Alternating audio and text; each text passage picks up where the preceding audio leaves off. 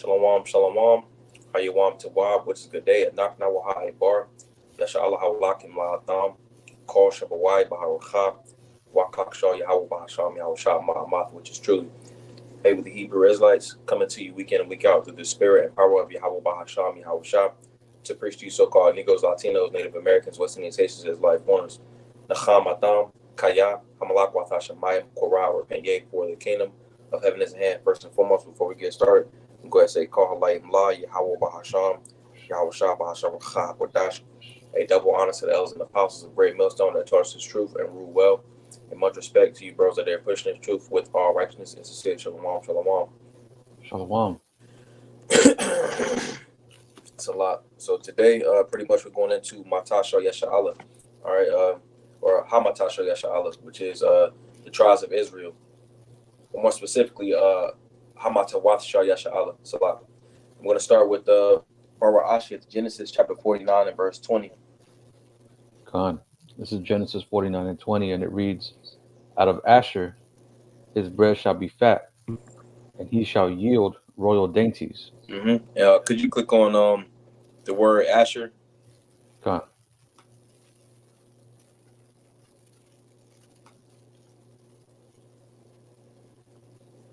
Asher. Asher war. Should be Ahshar. Oh, yeah. And then Ahshar, Salakia. Scroll down to where it says Strong's definitions. And it reads, it says happy. And, scroll down just a little bit more to the lexicon, Pakusha. It says fortunate, happy. Now his name goes into being fortunate and to also be happy. Pakusha, could you scroll up and get that root word? Khan.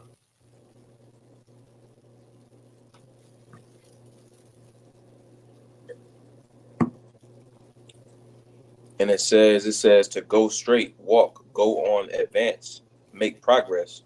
It says to set right, Then it says to pronounce happy, call blessed. And ultimately going into Asher's name, the Shar part is what ultimately carries a lot of the meaning of that specific word.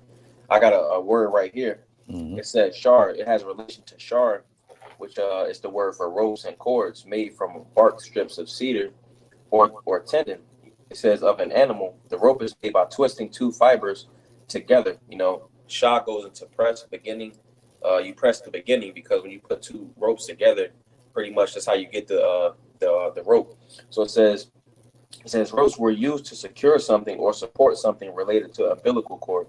So it says Ahshar relation is because Asher has the name because he lives like a rope in that he was erected and given the estate he was given. That's ultimately why he's called happy, because he was set aright, where it says to set right, to right and pronounce happy, called blessed. He was given that specific, that was his road, that was his lot. He was given the land of Colombia to Uruguay, all right, and chiefly Brazil. That's where a lot of resources is at, stemming from Brazil, So it says, again, he was erected and given the estate he was given Brazil, which is rich in resources. This is why he is set right and blessed, ultimately going into happy. Just to prove that, let's get Genesis chapter 30 and verse 13. Baba Shah. Khan, this is Genesis chapter 30 and verse 13. It says, And Leah said, Happy am I, for the daughters will call me blessed. And she called his name Asher. Right. She was ultimately blessed because she had a child who, his reputation was to be blessed, Mm-hmm. He was fortunate. I want to get another one. Could you get Deuteronomy 33, verse 24 to 25? Khan.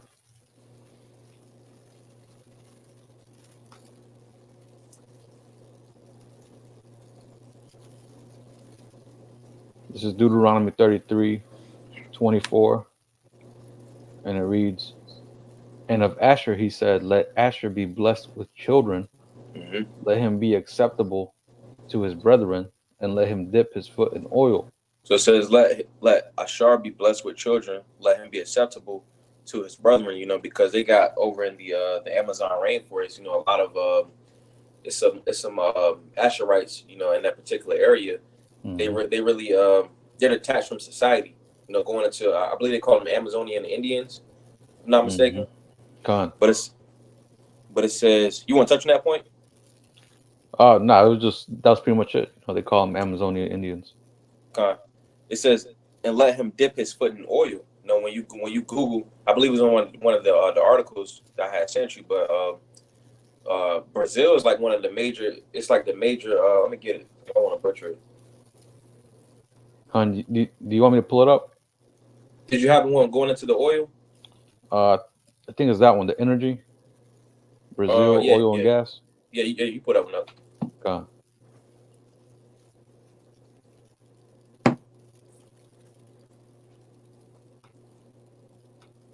con, it's right here. This is It from says Brazil, oil and gas. It said let him dip his foot in oil. Brazil is really rich. It's the major. I believe it's the. Can you scroll down, Baba Shah?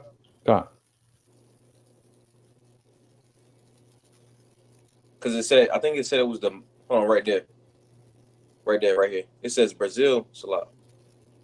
It says Brazil is the largest oil producer in South America, the eighth largest global oil producer, eighth largest oil consumer, and has the largest recoverable ultra deep oil reserves in the world. So they got a lot of oil in Brazil. Going back to the point where it says let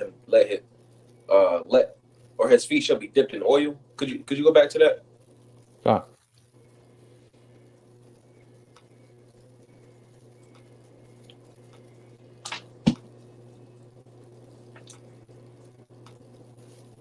con, right here. Deuteronomy 33 and 24 says, and of Asher he said, let Asher be blessed with children, let Mm-hmm. him be acceptable to his brethren, and let him dip his foot in oil. Right, going into the oil reserves that they got in Brazil. Then it says, thy shoes shall be iron and brass, and as thy days, so shall thy strength be. So could you go to the word for iron, Baba Kushal? Con,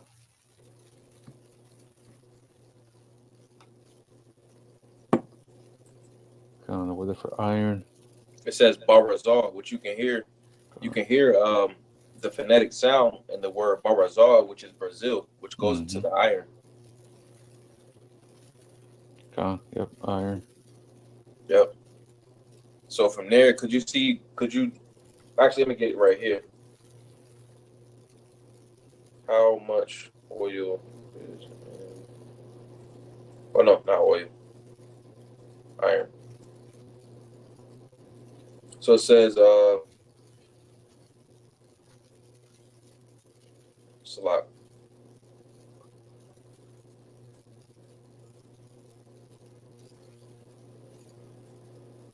It says in 2021, Brazil exported 46.2 billion in iron ore. The main destinations of Brazil exports on iron ore were China. Then right here it says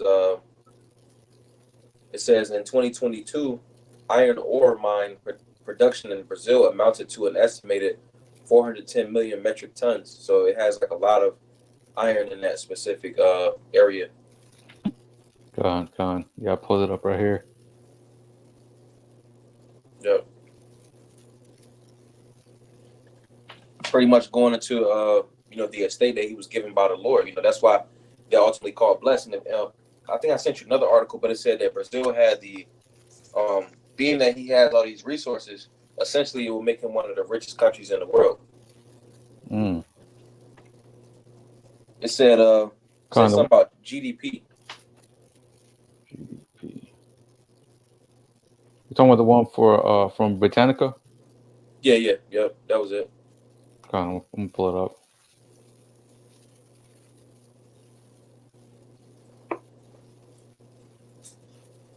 Slovakia, bear with me.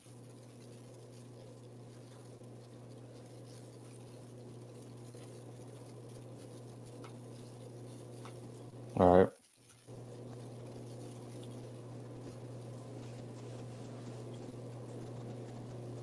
Right here it says Brazil contains extremely rich mineral reserves that are only partly exploited, including iron ore, tin, copper, pyrochlore from the ferroniobium is derived. It says in bauxite, there is also significant amounts of granite, mag- manganese, asbestos, gold, gemstones, quartz, tantalum, and koalin. It Con, says can you scroll down a little bit, Baba Shah? con. It says biological resources. Is anything about the money, the economy? Let me see.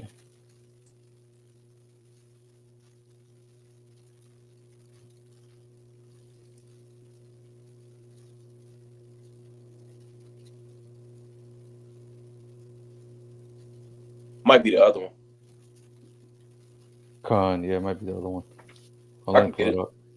All right, Oh, you got con. it? Yeah, I can pull it up All while right. you're reading it.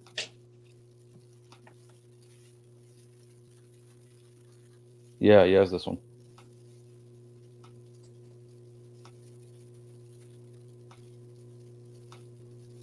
All right, here it is. Yep. It says Brazil's economy, GDP versus GDP per capita. It says Brazil is endowed with both an abundance of natural resources and people. How Brazil earns its income depends on the country's management and development strategies. Brazil ranked as the 11th largest economy in the world in 2022. So they have a pretty rich rich in resources, and it also has a large economy. You know, Hmm. You but know, going back, which also makes them Slovakia. I just want to add this point, which also makes them a very, very valuable asset to the BRICS nations. mm-hmm, You know that the B for BRICS stands for Brazil. mm-hmm, that's heavy. I think they also called Brazil the fruit basket of the earth. Yeah, because I'm gonna get that right here for you. This is Ahshar, the Genesis chapter 49 and verse 20. It says, "Out of Ahshar his bread shall be fat, and he shall yield royal dainties." Going Mm. into what you just said about the food, they got a lot of food. I believe coffee comes from there, teas. A whole bunch of like. I looked up one time how much food comes from rainforests, and the Amazon being the largest rainforest, 80% of the world's food comes from rainforests. I believe it's like two major rainforests, with the Amazon being like the biggest one. Hmm. I got that one from Britannica.com. Going into the agriculture. Hmm. Want me to read it? Yeah. Kind of says this is from Britannica.com. It says agriculture of Brazil. The country is essentially self-sufficient in basic foodstuffs and is leading exporter in a wide range of crops, including oranges, soybeans, coffee, and cassava, which are grown mainly in the south and southeast Brazil, and which are grown mainly in the south and southeast. It says Brazil, unlike most Latin American countries, has increased agricultural production by greatly enlarging its cultivated area since World War II. But this expansion has come at grave environmental costs in frontier areas. Hmm. It says Brazil is the world's leading producer of coffee. It was a it was the country's most important single export in the early and mid 20th century. Minas Gerais and Espírito Santo are the principal coffee producing states, followed by Sao Paulo and Paraná. It says in 1990, soybean and the derivative products, particularly animal feeds, become a more valuable source of revenue than coffee. Uh, Most of the country's soybeans are grown in Paraná and Rio Grande do Sul. Mato Grosso do Sul state has also become a leading producer because farmers there have increasingly used machinery and fertilizers to work the savanna soils. Yeah, that's pretty much the point. But it Hmm. says about one third of the world's oranges are grown in Brazil. Hmm. It says more than twice the amount produced in the United States, which is the world's second major supplier. So that will mean that Brazil produces a lot of oranges for the world. Pretty Hmm. much is going into the point that Ahshar, he was made fat. He was given resources. When you go Hmm. into all right, that goes into a strength. When you're strong, you firm, you pretty much you rooted. You know, you establish, and the Lord established that particular land for him, you know. Right. Hey, Salakia, uh, it goes into a little bit more. Hmm. This is Brazil is also the world's main producer of cassava and leading grower of beans, corn, cacao, bananas, and rice. It goes into also a lot of other stuff. It goes into jute, black peppers, Hmm. palm oils, garlic, peanuts, oranges, tea, tobacco, and it says also nuts. So yeah, It's a rich area. gone. But next we got Napathalya, Naphtali, going into the Chileans and the so-called Argentinians. Or Argentine is it Argentinian or Argentinian? Gone Argentinian. Yeah, Argentinians. Can we get? We can start with Genesis 30 and 8. Gone. Genesis 38. Where at? 30 and 8. Oh, Slovakia, 30 and 8. Mhm. This is Genesis chapter 30 and verse 8. It says, and Rachel said, with great wrestlings have I wrestled with my sister, and I have prevailed. And she called his name Naphtali. Con. So Napathalya, Naphtali, um, Pathal goes into when you break the word down. Could you click on the word Pathal or Napathalya, Gone. Naphtali? And essentially, he was given his name because it says she wrestled with her sister. So the wrestling was done in a struggle. Or when you look at wrestling, uh, uh, actually, we get it inside the blue letter. Gone. It says wrestling. Then you can scroll down, see what it says in the lexicon. Or no, scroll back. You can scroll back up. We gotta get the root word. Because Gone. it comes from the root word hasharash debar, the root word pathal. All right, and that pa, it goes into the mouth, which is words. And you got the tha, which is tawa, which is a sign or outline. And you Hmm. got la, which is a staff or authority. Pretty much going into the words outline authority, because they was very good with their words. When you talk to people about how the Chileans and the Argentinians are, they're pretty much very good with their words. Could you scroll down? Well, it says to be twisted, to wrestle, to be twisted. You scroll down to the lexicon Hmm. right there. Right. It says to be twisted, metaphorically to be crafty. They're real good with their words. It says deceitful, to wrestle, which is done by twisting the limbs together. Because when you look at jujitsu, or like, which is an art where you kind of like snap bones and break bones. Pretty much, it gets its name from how it twists. You twist different limbs. That's what it's saying, to wrestle. So Mm. that can be applied metaphorically or symbolically, because the struggling, the wrestling was done because they pretty much was competing with each other. It was Rachel and Leah. They was having kids. So she named him Napathalya because of my wrestling. So his name goes into the wrestling part in that spiritual sense, but then also how he's good with his words. He can wrestle with his words.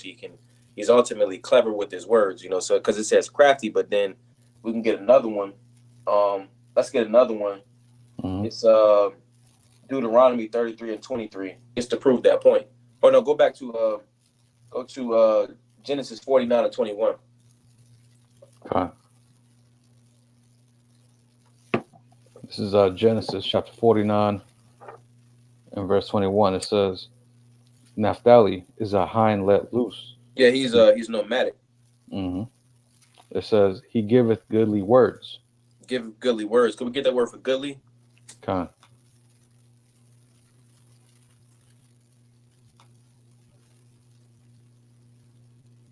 Shapar. Hmm. It says beauty. It says goodly. You can scroll down. It says elegance. I'm gonna get the word for elegance. Elegant. It says elegant definition. Salah.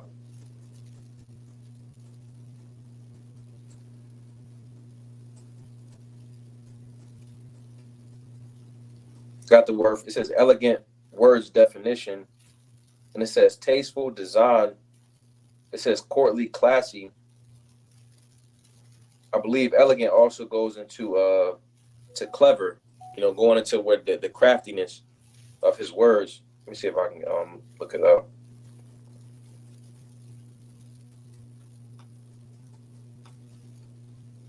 Yeah, right here. It says elegant. It says graceful. It says stylish in appearance or manner, and it says neat, simple, effective, clever. Ultimately, going. It says intelligent words. He's very good with his words. And Mm-hmm. that's ultimately why he speaks peaceable words to those that experience being around him. Could we get Deuteronomy 33 and 23? Con. But then also before we get that, could we Mm-hmm. get the article I sent you on the Chileans, how they speak? Because ultimately going into they say like what you can speak on it too, bro. But Con.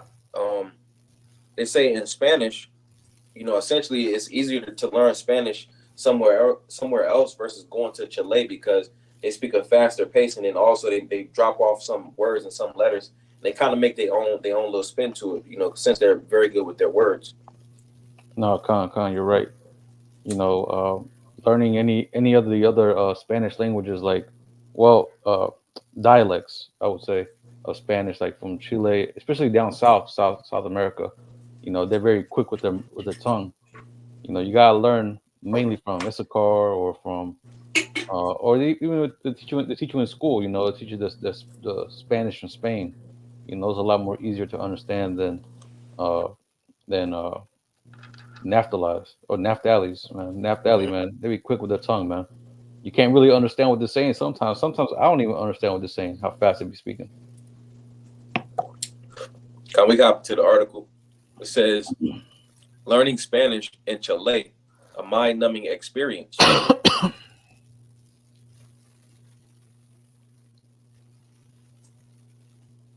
You Con, scroll down. It says you keep going.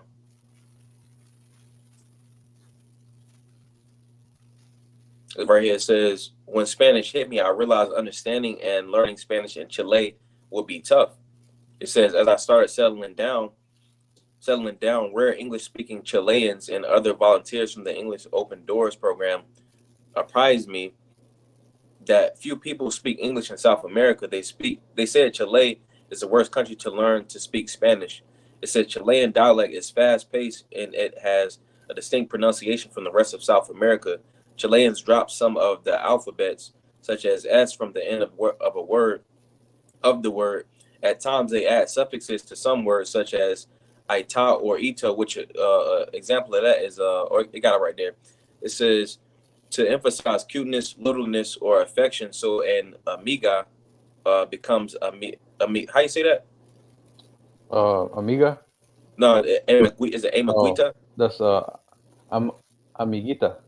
Okay, then it says Yeah, gato, which is a cat, becomes gatito. So pretty yeah. much they have their own little spin to it, and that's because they're very good with their words. You see, but I want to add another thing too. Hmm. Issachar's got the same slang a little bit when they Hmm. say stuff like that. Like whenever they say like uh, tortillas, for example.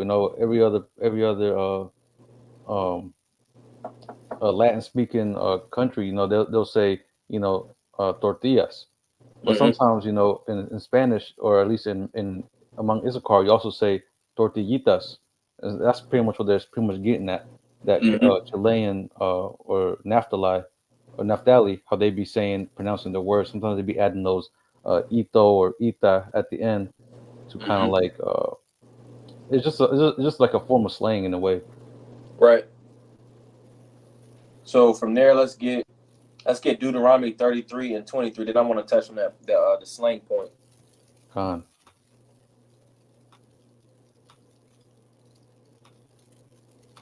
This is Deuteronomy 33 and 23, and it reads, "And Naphtali he said, And of Naphtali he said, O Naphtali, satisfied with favor and full with the blessing of Yahweh, Mm-hmm. possess thou the west and the south. Con, could you pull up a map Khan, of South America? Khan,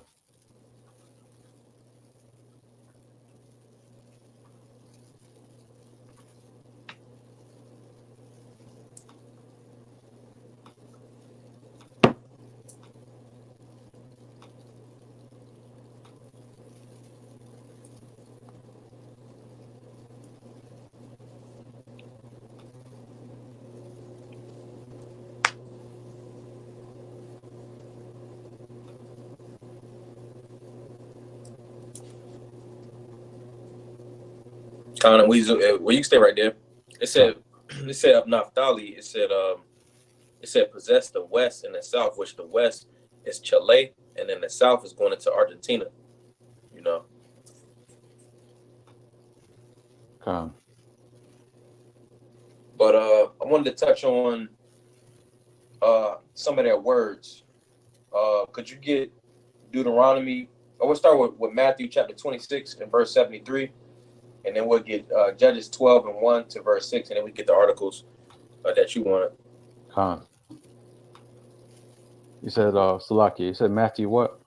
Matthew 26 and 73. Khan. This is Matthew 26 and verse 73, and it reads, And after a while came unto him they that stood by, and said to Peter, Surely thou also art one of them, for thy speech bewareth thee, Khan Salah. bewrayeth thee, Salakia. Could you get that in another version in the Khan, NLT? Khan. Let's see. NLT.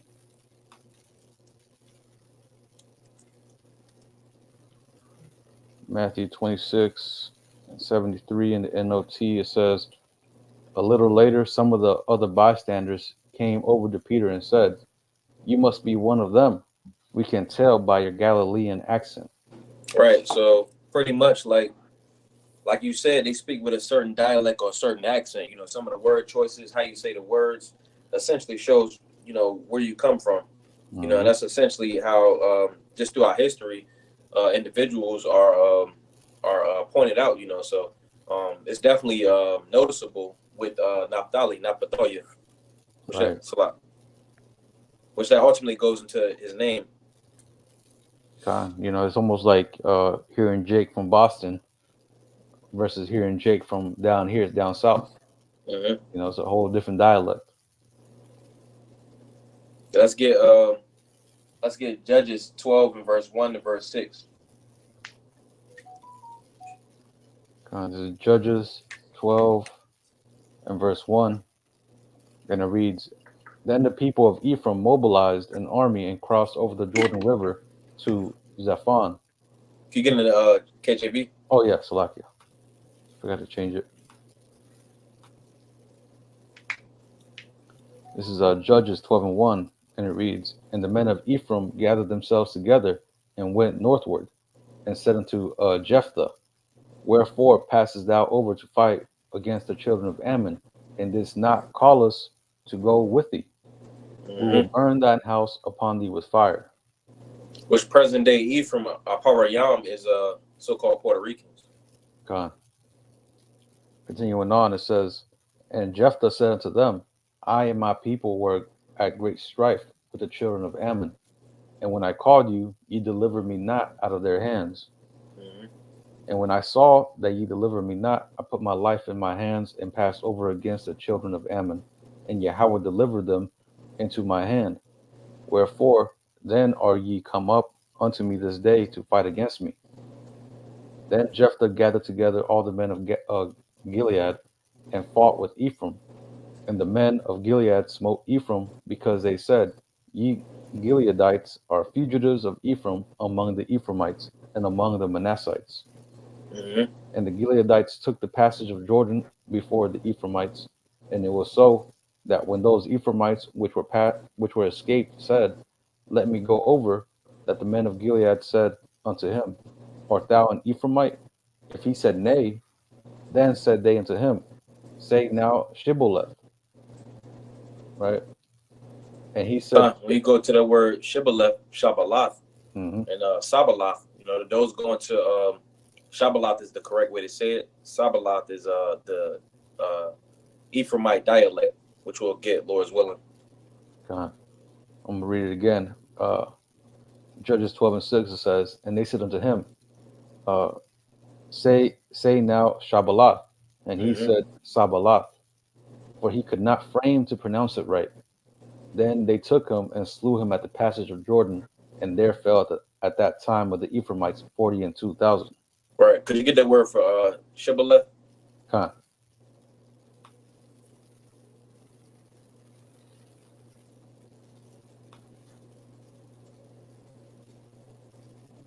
con. Or Slop? Sibboleth. Sibboleth, con, Con.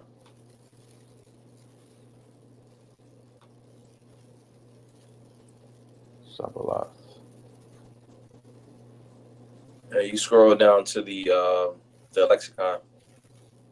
con. It says, in the dialect of the Ephraimites, IQ, Shabbalah, an ear of corn. So the true word was Shabbalah, but it was pronounced Sabbalah.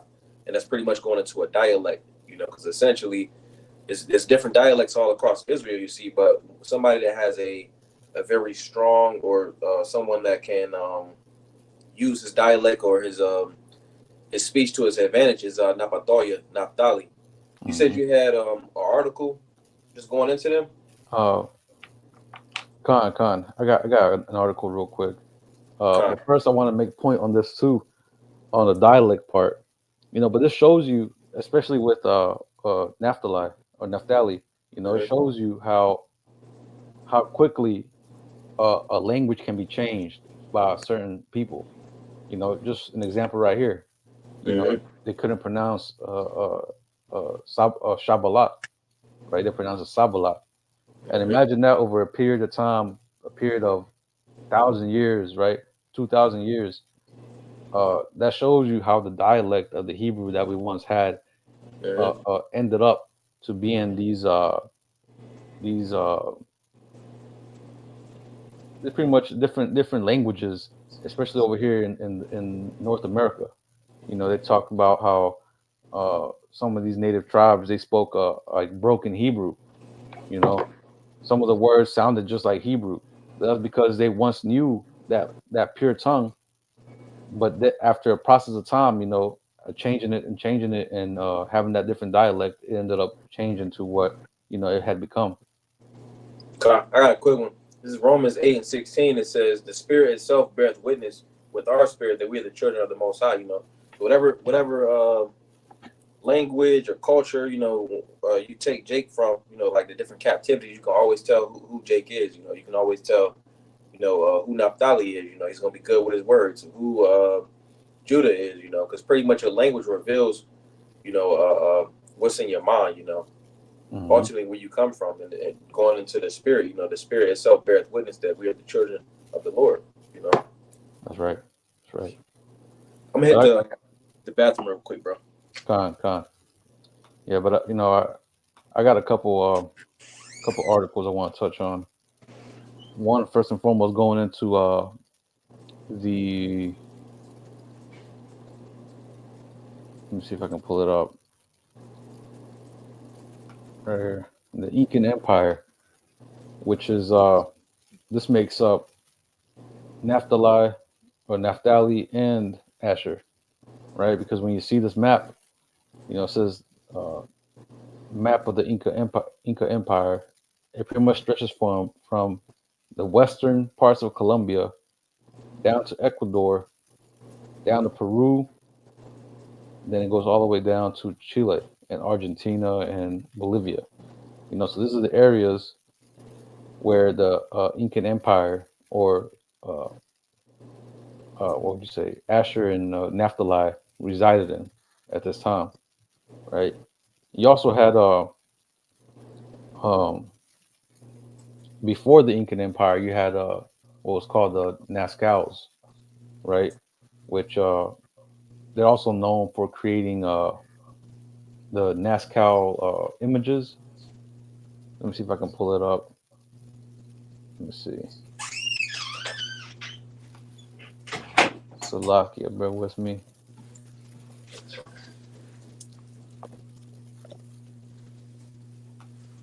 Salakia, I had it pulled up.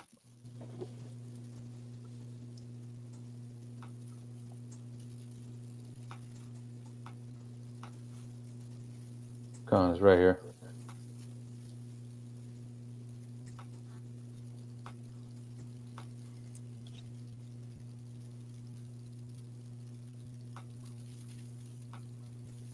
Right here. This is from theguardian.com. It says, scratching the surface, it says, drones cast new light on mystery of Nazca lines. You know, these are pretty much the images that Asher and Naphtali would draw on the ground. They pretty much build these mounds, you know, make it pretty much drawing images, which you know, which flabbergasts a lot of these scientists because they're like, how do they do this? How they end up drawing a lot of these images to precision without having no drone or none of these modern technologies that Esau has now, right? And I just want to read a little bit into this. It says, a fetid decades old black and white photograph was the only lead Johnny Isla had when he set on the trail of a sea monster. The Peruvian archaeologist spotted the image at the 2014 exhibition in Germany about the Nazca lines, the vast and intricate desert images which attract tens of thousands of tourists every year. Let me see. Let me go down a little bit. Let me read this. It says, after several false starts, it took on just 2 weeks to find the 25 by 65-meter image, which had been hiding in plain sight in the hills of Palpa, about 30 miles north of Nazca, in a huge expanse of desert in southern Peru. The design carved into the hillside depicts a terrifying mythological beast, part orca, but with a human arm holding a trophy head and several more heads inside its body. New research with drones has helped uncover hundreds of such figures carved in the desert near the lines of Nazca, but which predate them by as much as 1,500 years. The archaeologists leading the effort now believe that the anthropomorphic orca figure fills in a missing link between hundreds of older geoglyphs and the Nazca culture's desert etchings. It says the smaller forms were etched on hillside near Palpa by the Paracas and Topora cultures between 500 BC and 200 AD. You know, which sounds about right. You know, that's pretty much around the time when the 10 tribes pretty much ended up coming over here. You know, but this shows you that these are the people, man. These are the people that build the pyramids, man, over there in Egypt. They carried out uh, that same knowledge of lining things up with the stars, you know, and building things up to precision. You know, you also hear about Machu Picchu, you know, Cusco, you know, these pyramids, these uh, great cities that were built on top of mountaintops, you know, and how they would layer out the uh, the land so that way they can grow their crops. You know, hey, you know, Jake is very intellectual when it comes to things like this, man. Like the scripture says, you know, Jacob is a former of all things, man. You know, Jacob, man. When it comes to Israel, man, we pretty much we're very intuitive people. Pretty much what I want to get to. Right. But I also want to touch on another thing, going into the gods that they used to worship, real quick, because this is one that they call Viracocan. Let me see if I can pull it up right here. It says Viracocan. of Viracocha. It says, Christ among the ancient Peruvians. I just want to read this first paragraph right here. It says, there came from a southern direction a white man, which, when you go into this, into the history of this, it wasn't really talking about a white man. It was talking about the whiteness of Yahweh Shah, like the purity of him, right? Mm. Same thing as Kukulkan, Khan, right, from Zebulon, right, the Mayans, and also Quetzalcoatl from the so-called Aztecs, right? Add to your point. Mm-hmm. When you go into like in English, it'll say, oh well, white describes what it looks like, but when you look at languages as like in like the Eastern languages, a lot of Mm-hmm. times white would describe his characteristics. So to land back off your point, white described his characteristic, Right. the pureness, the purity. Khan. Yeah, that's exactly what this is going into. But you got Esau who would change that and misdirect the actual point of the meaning and call it an actual white man. And we see that with, like I said, with Quetzalcoatl and Kukulkan. They try to paint him as being a white man as well. And but this shows you that Yahweh Shah came over here on this side. He came over here on this side and taught the rest of the tribes, man. And I'm gonna read a little bit into this. It says, there came from a southern direction a white man of great stature. Hey, who has great stature? Yahweh Shah, right? It says, who by his aspect and presence called forth great veneration and obedience. This man who thus appeared had great power, insomuch that he could change plains into mountains and great hills into valleys, Mm. and make water flow out of stones. It says, as soon as such power was beheld, the people called him the maker of created things, which he is. Yahweh Shah is a creator of everything, man, through the Can I get power that? of our Lord Yahweh. Khan, you got it out. This is Colossians chapter 1 and verse 14, verse 13. It says, who hath delivered us from the power of darkness and hath translated us into the kingdom of his dear Son, in whom we have redemption through his blood, even the forgiveness of sins, who is the image of the invisible power, the firstborn of every creature. For by him were all things created that are in heaven and that are in earth, visible and invisible, whether they be thrones or dominions or principalities or powers.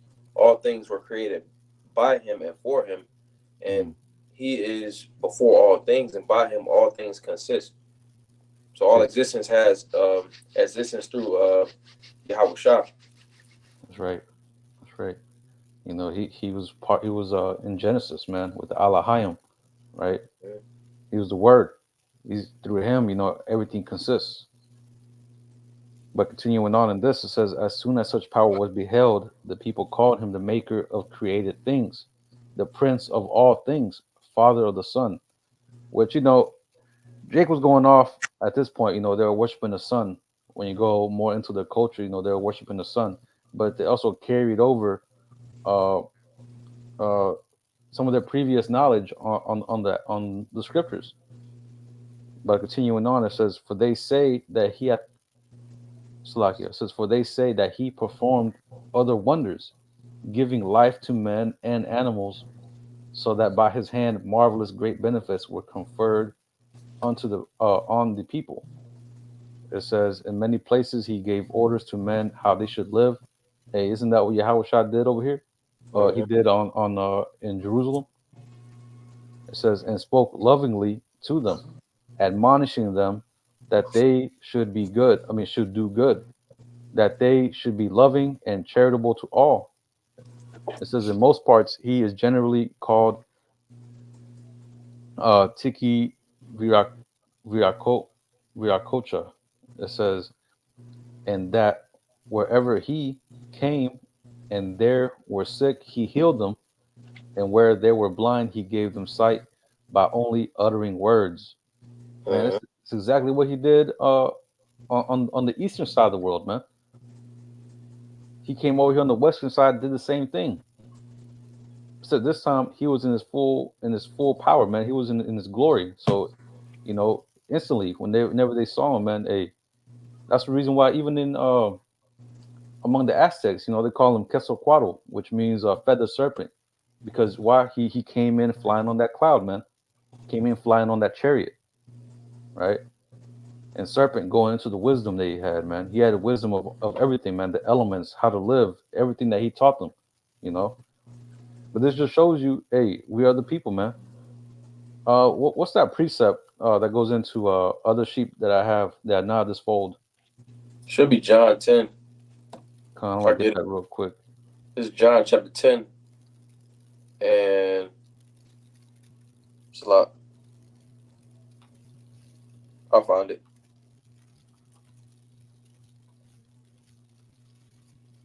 But that just pretty much shows you, man. Hey, we're the yeah, people, man. right here. John 10 and 16. And other sheep I have which are not of this fold, them also I must bring, and they shall hear my voice, and there shall be one fold and one shepherd. Hmm. Right. So after he resurrected, whenever he left the apostles, he came over here in that chariot, you know, and led our people in the right direction. But again, you know, as it says in the scriptures, we all fell. What's that precept? They shall come falling away first. You know, scriptures tell us that hey, there's gonna come a point in time where we all gonna fall, and we all fell. We all gave in to certain idols or false doctrines. That's the reason why, again, all these things came upon us as far as the Spaniards coming over here and the Portuguese and all these Edomites, coming over and destroying our people, which and Right. then ended up teaching us uh, Christianity, which is, Mm-hmm. their form of, or their twisted form of the scriptures. But I also want to get one more thing because I looked a little bit more into him being a so-called white man, but and we already know he wasn't. But look into this real quick. Let me see if I can pull it up. I think it's this one. This is Vero Khan. It says the great creator deity. It says is the great creator deity in the pre-Inca and Inca mythology in the Andes region of South America. According to the myth, uh, Viracocha Viracocha had human appearance and was generally considered as bearded, showing you he had a beard, man. Mm-hmm. But yeah, that's pretty much it. That's all I had. Con. Marcia Nada say again, we went over Ahshar wa Napathalya, which I spelled it wrong in the title, but Lord's willing, I get to it and correct it. That's pretty much all we had. Hey, I don't want to Zaza Panayapa. Hey, Lord's word does a beautiful edification through the Spirit. While we going to close it out by saying, Call light and law, Yahweh Bahasham, Yahweh Shah Bahasham, Chakodash. A double honor to the elders and apostles of very on that taught us this truth and rule well. Much respect to you brothers that are pushing the truth with all righteousness and sincere shalom, shalom. While Yahweh Mahar, La Bachayar, may God speak to the elect, shalom, shalom. Shalom.